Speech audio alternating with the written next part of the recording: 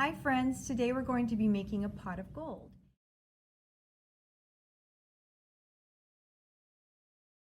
I started off with a full paper plate and it was like this, and I drew a line and cut straight across. That's about a quarter of the way down on the plate, and that way it'll give you a nice straight edge for your pot, for the pot of gold. Then I drew a little swirly curvy line there, and I gently folded it in half. I didn't crease it, but I just gently folded it, and I cut once so that I ended up having the two edges here, so it looks more like a pot, a clay pot, or a metal pot, I should say.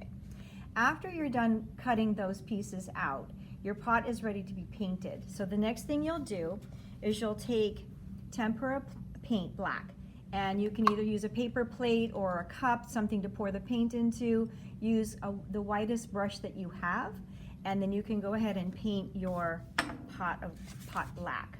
Then that will need to dry, so while that's drying, you paint over one side only and then just let it dry. The next piece is actually a half sheet, but I cut it in half again, so a quarter sheet. And I took a template. I had drawn a line with 5 scallops on the page, okay? Just went 1, 2, 3, 4, 5. And then I cut it out. After that, I wanted to cut it down, so I turned it sideways and I cut it down a little bit more, because we don't really need a whole lot of this on the back of the plate. If you'd like to leave it that way and glue more, you're welcome to do that, but I wanted to shorten it a little bit. So once we have that ready, the plate's dry, completely dry, then I'm going to take my glue and I'm going to put a little squiggly line of glue on my plate, and not a lot of glue, not too drippy, and then I'm going to take this and lay it right down in the center, so it's kind of centered over there, and that way you can see my pot of gold, the gold part, okay? And you might need to press that a little bit so that it's nice and solid and dry there, or adheres to the paper plate well. Then the next thing you do, this is pretty fun and it's simple, is you have a bunch of gold buttons, and there's different sizes, but I wanted to try to find something that looks like gold, so I chose some yellowish, anything that's kind of similar to the paper. And what I'm going to do with that is I'm going to start putting some globs of glue on in circular motions on the page, and then I'm just going to lay the buttons down, and I think I'm going to try to layer the bigger buttons first and then go from there and start using the smaller buttons.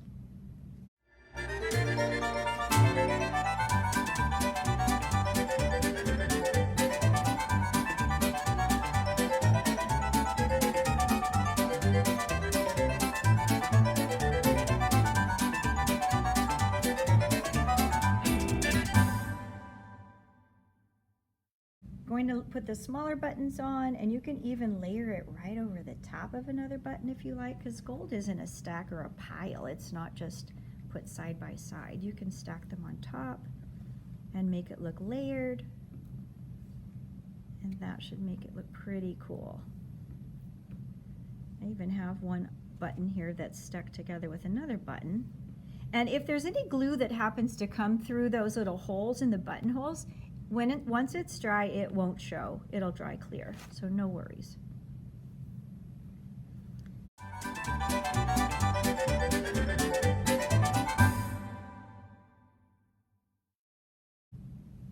And I'm going to stop there, but you can put as many buttons as you like.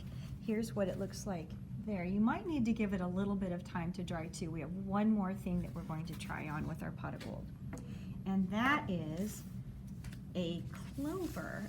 Mine is a 3-leaf clover. If you know how to draw a 4-leaf clover, I would say go for the 4-leaf clover. But you have a piece of green paper. It could be bigger than this. I had one that I pre-drew, and it looks like some hearts, but they're not super skinny. They are a little bit wide where the hearts connect.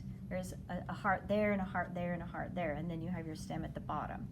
So once you have that drawn, and I used a green marker so that it shows up, I cut it out very carefully, and the next thing I'm going to do now is I'm going to put some dots of glue, or maybe a ribbon of glue around to kind of make it look interesting.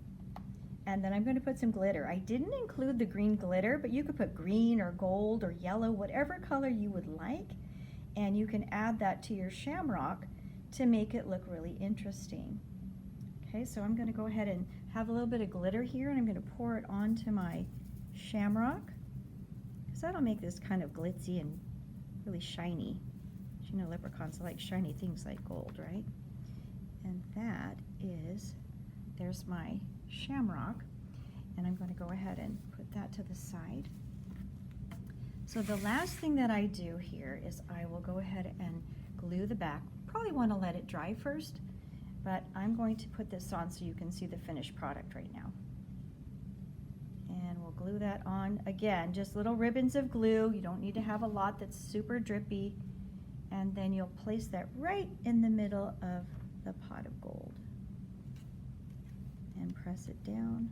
Again, if it's dry, it's better for you because I got a little bit of glitter on me.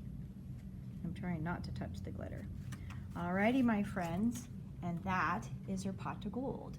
On behalf of the first grade team, we wish you a very happy St. Patrick's Day. Happy St. Patrick's Day. Bye, friends.